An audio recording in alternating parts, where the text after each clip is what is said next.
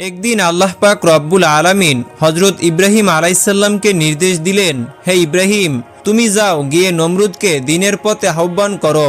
আল্লাহ পাক রব্বুল আলামিনের এই নির্দেশ পেয়ে হজরত ইব্রাহিম আলাইসাল্লাম নমরুদের সাথে সাক্ষাৎ করে বললেন, হে নমরুদ, তুমি এক নিরাকার সর্বশক্তিমান আল্লাহ তাআলার প্রতি ঈমান এনে পাঠ করো, লা ইলাহা ইল্লাল্লাহু ইব্রাহিম খলিলুল্লাহ। তখন নমরুদ জবাব দিল, হে ইব্রাহিম, তোমার আল্লাহর নিকট আমার কোনো প্রয়োজন নেই। আমি নিজেই একজন খোদা। আমি অল্প দিনের মধ্যেই তোমার খোদার প্রাণ সংহার করে তার রাজ্য কেড়ে নিব। এবং হজরত ইব্রাহিম আলাইসাল্লাম বললেন, হে কাফের নমরুদ, তুমি আমার রবকে কোথায় খুঁজে পাবে? তখন নমরুদ বলে, সেই ব্যবস্থা আমি করে নিব, যথাসময়ে তুমি তা দেখতে পাবে। এরপর নমরুদ চিন্তা করতে লাগলো আল্লাহ তাআলাকে কিভাবে হত্যা করা যায়।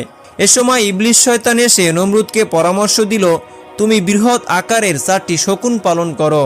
ইবলিসের পরামর্শ মোতাবেক নমরুদ বৃহৎ আকারের 4টি শকুন পালতে লাগলো এবং তাদেরকে যথেষ্ট পরিমাণে মূল্যবান ও পুষ্টিকর খাদ্য খাইয়ে অনেক মোটাতাজা ও শক্তিশালী করে তুলল।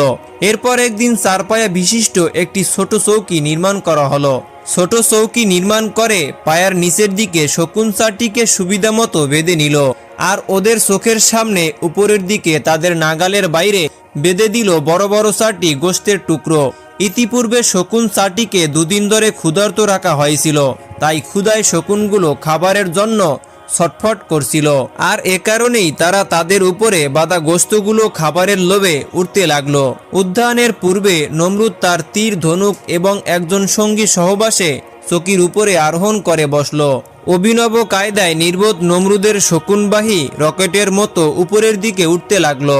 শকুনের টার্গেট ছিল গোশতের টুকরোগুলো আর নমরুদের টার্গেট ছিল আল্লাহ পাক রব্বুল আলামিনকে হত্যা করা। প্রিয় দর্শক, কাফের নমরুদের ধারণা ছিল আল্লাহ পাক রব্বুল আলামিন উপরের দিকে থাকেন, কিন্তু তার জানা ছিল না যে আল্লাহ পাক রব্বুল আলামিন কোনো স্থানে অবস্থান করে না।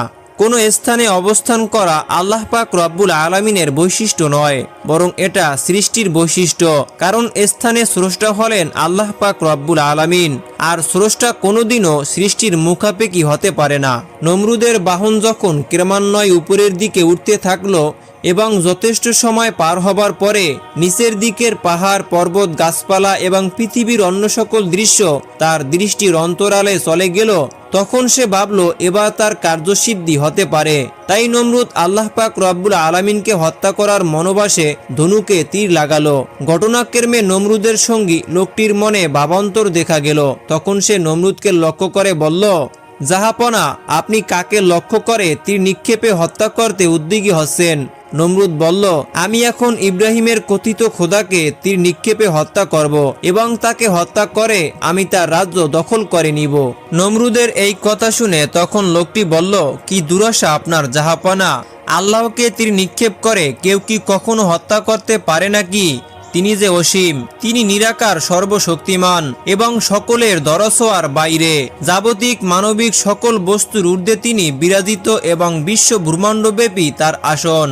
পাপিষ্ঠ নির্বোধ সঙ্গী লোকটির কথা শুনে খুবই রাগান্বিত হলো এবং মনে মনে সে ভাবল এই লোকটি গোপনে ইব্রাহিমের ধর্ম গ্রহণ করেছে এবং সে আল্লাহ তাআলার উপরে বিশ্বাস স্থাপন করেছে। তাই তাকে নমরুদ এক ধাক্কা মেরে বহন থেকে নিচে ফেলে দিল। আল্লাহ পাক রব্বুল আলামিন তখন জিব্রাইল আলাইসাল্লামকে নির্দেশ দিলেন, হে জিব্রাইল, এই লোকটির যেন কোনো ক্ষতি না হয়, তাকে তুমি রক্ষা করো। তখন জিব্রাইল আলাইসাল্লাম আল্লাহ পাক রব্বুল আলামিনের নির্দেশ মোতাবেক হযরত জিব্রাইল আলাইসাল্লাম সেই লোকটিকে রক্ষা করলেন। নমরুদ যেগুলো নিক্ষেপ করে আল্লাহ পাক রব্বুল আলামিনকে হত্যা করতে যাচ্ছিল, সেই তীরগুলোর সঙ্গে খুব শুকনো ও মজবুত সুতা বেঁধে দিয়েছে, যাতে করে সেই তীরগুলো শূন্যে গিয়ে যেন হারিয়ে না যায় এবং তার নিকট পুনরায় ফিরে আসে। তারপর সেখান থেকে উপরের দিকে তীরগুলোকে নিক্ষেপ করলো। আল্লাহ পাক রব্বুল আলামিন এই সময় জিব্রাইল আলাইসাল্লামকে ডেকে বললেন, হে জিব্রাইল, আমি আমার পরম শত্রুকেও নিরাশ করি না এবং আকাঙ্ক্ষা অনুযায়ী তাদের চাহিদা পূরণ করে থাকি। তুমি নমরুদের মনের আশা পূরণ করা নিদর্শন সৃষ্টি করো। ওর নিক্ষিপ্ত তীরে কয়েকটিতে রক্ত মেখে দাও, যাতে সে মনে করে আমাকে হত্যা করেছে। জিব্রাইল আলাইসাল্লাম আল্লাহ পাক রব্বুল আলামিনের নির্দেশ মোতাবেক অনেকগুলি তীরের ফলকে রক্ত মাখিয়ে নমরুদের সামনে ফেলে দিলেন। শকুন চলিত রথের উপর রক্তমাখা তীরগুলো পতিত হওয়ার অবস্থা দেখে নমরুদের আস্থা হলো যে অবশ্যই ইব্রাহিমের কথিত খোদা নিহত হয়েছে। এই চিন্তা করে তার মনে আনন্দের জোয়ার বয়ে যেতে লাগলো। যেহেতু সে মনে করলো যে ইব্রাহিমের কথিত খোদা নিহত হয়েছে, তাই আর উপরে না উঠে এবার নিচে নামার পালা। কিন্তু সে কি করে নিচে নামবে? এ সময় ইবলিস শয়তান এসে তাকে পরামর্শ দিল, বাদশাহ নমরুদ, উপরে রক্ষিত গোস্তের টুকরোগুলো এবার খাটের পায়ার নিচে শকুনের নাগালের বাইরে ঝুলিয়ে দিন, আর তাতেই তারা নিচে নামতে শুরু করবে। যেই কথা সেই কাজ। গোস্তের টুকরোগুলো ঘুরিয়ে নিচের দিকে বেঁধে দেওয়া হলো। শকুনগুলো মাংসের লোভে নিচের দিকে নামতে লাগলো। আর এভাবেই নমরুদ জমিনে নেমে আসলো এবং মহা খুশি হয়ে রক্তমাখা তীরগুলো নিয়ে রাজ দরবারে ফিরে এলো। নমরুদ ফিরে এসে হযরত ইব্রাহিম আলাইহিসসালামকে ডেকে বলল, হে ইব্রাহিম, তোমার আল্লাহকে তো আমি হত্যা করে এলাম, এই যে দেখো রক্তমাখা তীর। তখন হযরত ইব্রাহিম আলাইহিসসালাম বললেন, ওহে নির্বোধ বাদশাহ, তুমি তো দূরের কথা সমগ্র সৃষ্টিকুলের শক্তি একত্র করলেও তার সামান্য পরিমাণ ক্ষতি কেউ সাধন করতে পারবে না। তিনি অদৃশ্যমান, তাকে মানুষের আকারে কল্পনা করা চরম মূর্খতা ও বোকামি। তার উপর কারো কোনো শক্তি বা ক্ষমতার সংগ্রহ হতে পারে না। নমরুদ হযরত ইব্রাহিম আলাইহিসসালামের কথা শুনে বলল, আচ্ছা, তোমার যদি তাই মনে হয় যে আমি তোমার খোদাকে হত্যা করিনি, তাহলে আমি তোমার খোদার সাথে যুদ্ধ করতে চাই। তখন নমরুদ বলল, বলো তোমার খোদার সৈন্য সামন্তের সংখ্যা কত? তখন ইব্রাহিম আলাইহিসসালাম বললেন, আল্লাহ পাক রব্বুল আলামিনের সৈন্য সামন্তের সংখ্যা কোনোদিন হিসাব নিকাশ করা যায় না। তাছাড়া তিনি তার সৈন্য সামন্ত ছাড়া একাই যে কোনো